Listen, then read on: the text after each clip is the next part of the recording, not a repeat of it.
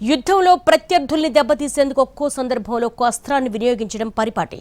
ఇందులో ప్రపంచానికి తెలియకుండా రహస్యంగా అభివృద్ధి చేసిన ఆయుధాలు కూడా ఉంటాయి.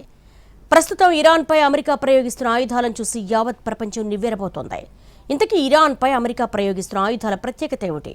వాటి వల్ల ప్రత్యర్థులకు జరుగుతున్న నష్టమేంటి? ఆ ఆటకు రూల్స్ ఉండవు, పావులకు పరిమితులుండవు.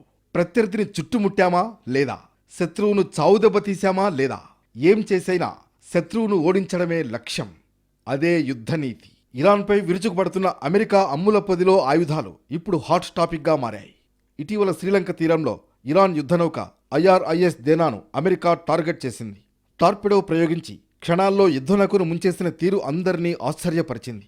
అంతా క్షణాల్లో జరిగిపోయింది. ఇరాన్ యుద్ధనౌకలోని సిబ్బందికి తప్పించుకోవడానికి ఆస్కారమే లేకుండా పోయింది.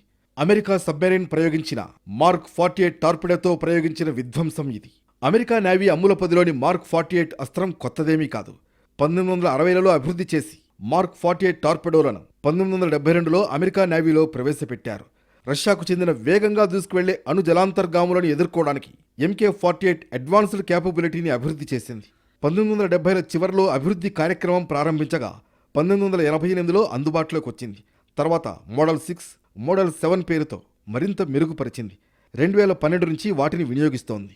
అమెరికా నేవీకి చెందిన అన్ని సబ్మెరైన్లలో మార్క్ 48 టార్పిడోలను మోహరించారు. ఇందులో ఆధునీకరించిన ఎలక్ట్రానిక్ గైడెడ్ ప్రొపల్షన్ వ్యవస్థలున్నాయి. మార్క్ 48 టార్పిడో 21 అంగుళాల చుట్టుకొలత, 19 అడుగుల పొడవు ఉంటుంది. దీని బరువు ఏకంగా 1700 కేజీలు. యాక్టివ్, పాసివ్ సోనార్లతో ఇది పనిచేస్తుంది. గంటకు 100 కిలోమీటర్ల వేగంతో ప్రయాణిస్తుంది. గైడెన్స్ వైర్ అనుసంధానమై పనిచేసే ఈ ఆయుధం ఆగి ఉన్న యుద్ధనౌకతో పాటు వేగంగా వెళుతున్న యుద్ధనౌకలను ఇది ధ్వంసం చేయగలదు. ఎలాంటి శబ్దం లేకుండా దూసుకువెళ్లడం దీని ప్రత్యేకత. ఒక్కో మార్క్ 48 టార్పిడో తయారీకి 38,48 రూపాయలు ఖర్చవుతుంది. శత్రువుల నౌకల ముందు భాగాన్ని కాకుండా అడుగు భాగానికి వెళ్లి ఢీకొట్టి పేలిపోతుంది. దీంతో నౌకకు భారీ రంధ్రం పడుతుంది. ఒక్కోసారి నౌక ముక్కచెక్కలవుతుంది. ఫలితంగా వేగంగా సముద్రంలో మునిగిపోతుంది. ఒకవేళ నౌక పాక్షికంగా దెబ్బతిన్నా దానిలోని కీలక వ్యవస్థలు విఫలమవుతాయి. కనుక ఎదురుదాడి చేయలేకపోతుంది. యుద్ధనౌకలతో పాటు శత్రుదేశ జలాంతర్గాములను వెంటాడి దాడి చేయగలదు.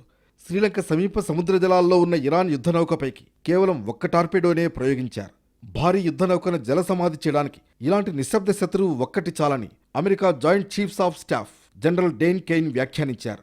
ఆయన వ్యాఖ్యలను బట్టి మార్క్ 48 సామర్థ్యం ఏంటో అర్థం చేసుకోవచ్చు.